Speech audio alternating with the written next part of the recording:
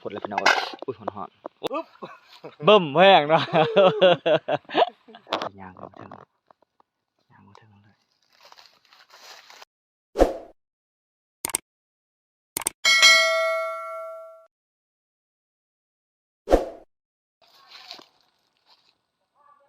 กราบสวัสดีพ่อแม่พี่น้อง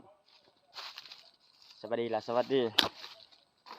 พ่อแม่พี่น้องภายในและก็ต่างประเทศพี่น้องเลยวันนี้บ่าววันก็ได้ขอปลามาหาอยู่หากินพี่น้องพี่น้องมากับทีมงาน6 คน 7 คนพี่นี่วันนี้ก็สิมาหอดปลาแล้วก็สิหายังรอปลาก่อนพี่น้องเลยหาอันน่ะย่างลัดแรงก่อนพี่น้องหาแนวกินแรงพี่น้องบัวสิมานดูบ่พี่น้องหาก็มาหอดพี่น้องเลย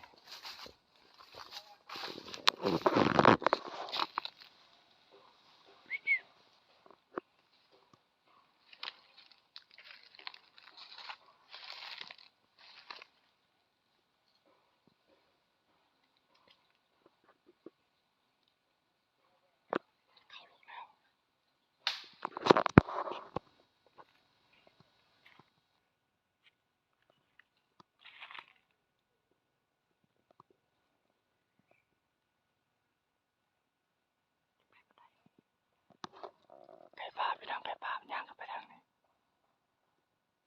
ก็เห็นมันไปมันนั่น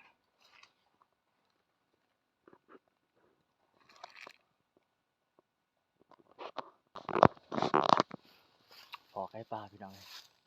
ยิ่งบ่ทันซ้ำไก่ปลาตัวหนึ่งมันย่างขาดย่างแช่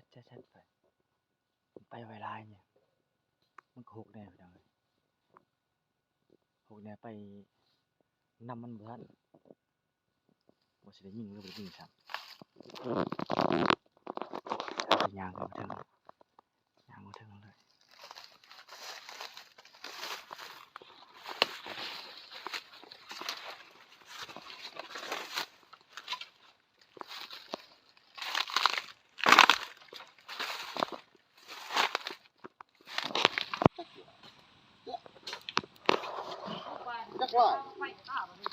ตอนนี้หัวหน้าเพิ่น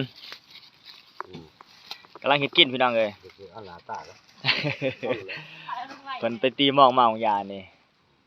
ได้ซั่นนี้แหละพี่น้องเดี๋ยวแล้วอยู่ปลาอยู่ดงแล้วมึงอย่ามีก้านดิมาเสร็จแล้วฮากากำลังมาหอดปลาพี่น้องมาหอดวังแรกนี่ครับติดตามกันด้วยไอ้น้องเด้อ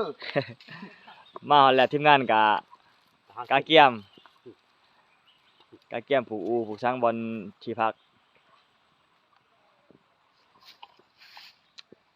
หัวหน้าใหญ่เขาได้เนี่ย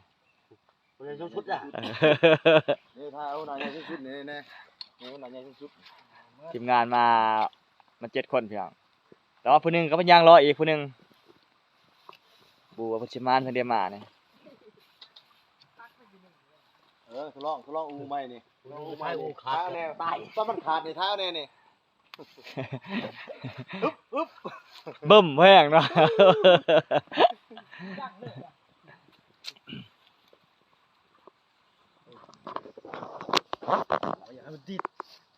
ถือว่ามาปลามาหาอยู่หากินพี่น้องเอ้ยหากินตามธรรมชาตินี่แหละตามวิถีชีวิตบ้านนอกบ้านนาปลาอยู่ดงคือเก่าล่ะพี่น้องตามพ่อตามที่ว่าได้เห็นได้ก็เอาหมดวัตมานพี่น้องเอ้ยเป็นสร้างว่าวได้ใต้ขี่ช้างลาขนาดน่ะขี่ช้างบ่ทำมีกินได้เนาะมื้อนี้เด้อจะได้นี่บ่ยาตันเสือ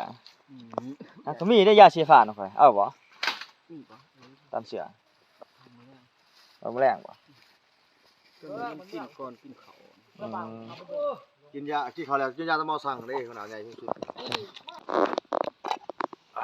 ผลเลยพี่น้องอุ้ยหอนโอ้มีอันนั้นนี่เนาะมีมาท้ายแล้วก็มาตัดอีกได้มันเนาะลงแล้วก็ใส่กระเทียมที่เหมาะสมพี่น้องเอ้ยคุณอาเพิ่นนอนอูแล้วเพิ่นพักคณะเพิ่นอาเพิ่นตัดใส่อูเลยนะเดินบึ้มนี่พักกันนั้น คุณคุณ